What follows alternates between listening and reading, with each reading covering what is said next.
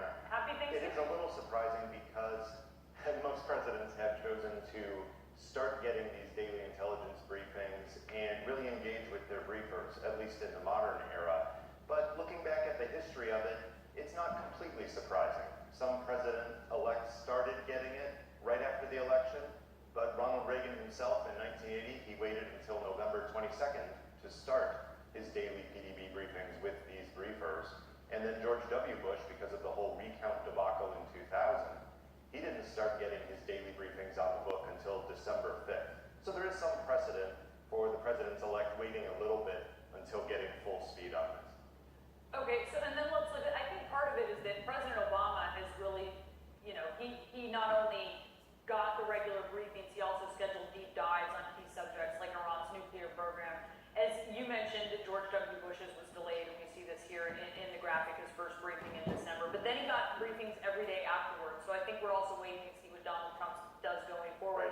And then Bill Clinton got his first briefing 10 days after the election, then received them almost every day after that. I wonder for someone like Donald Trump, who doesn't have foreign policy experience, those deep dives that President-elect Obama received, how important are those for him to be prepared when he goes into the White House in January?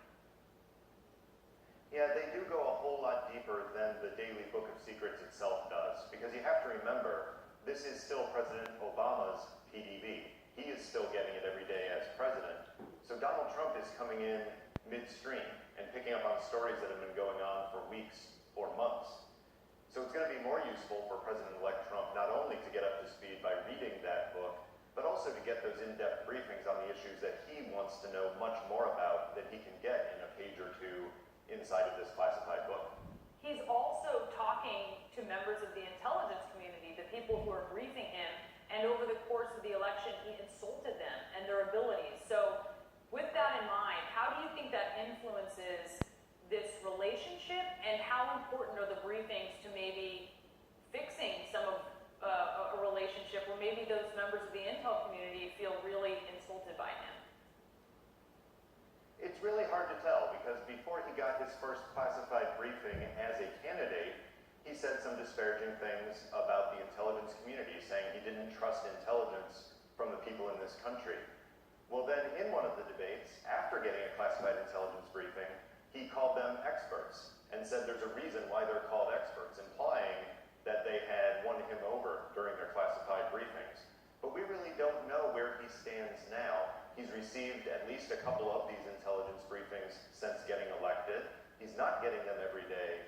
Does that reflect that he doesn't love them a lot, or does that reflect that he's so busy with getting these other appointments lined up and interviewing everyone under the sun that it's going to take him some time to get into that daily intelligence rhythm? We just don't know yet. We do know that the Vice President-elect, Mike Pence, has been getting many more daily briefings and seems to be engaging the material at a much deeper level earlier on than the President-elect himself. He certainly has. And just real quick before I let you go, David, if you had some advice to give him about how to make sure that he's where he needs to be in January, what would you say about what he should be learning about and who he should be meeting with? Yeah, there's really no good substitute for the daily intelligence briefings, because then anything that is on that printed page, which he may be reading alone, with a briefer in the room, you can dig down into the story. You can find out the additional information that is not on the printed page. You can ask questions. You can explore alternatives. And you can create those topics that you do want those deep dive briefings on. So all things equal, getting those briefings is a really good idea, especially on the issues that are likely to come up very early in his administration, from Middle East issues to terrorism to Russia and China. All of those are going to be on his agenda early on after Inauguration Day. Yeah, he could be tested early. David Priess, really appreciate your insight. Thank you so much, and happy Thanksgiving.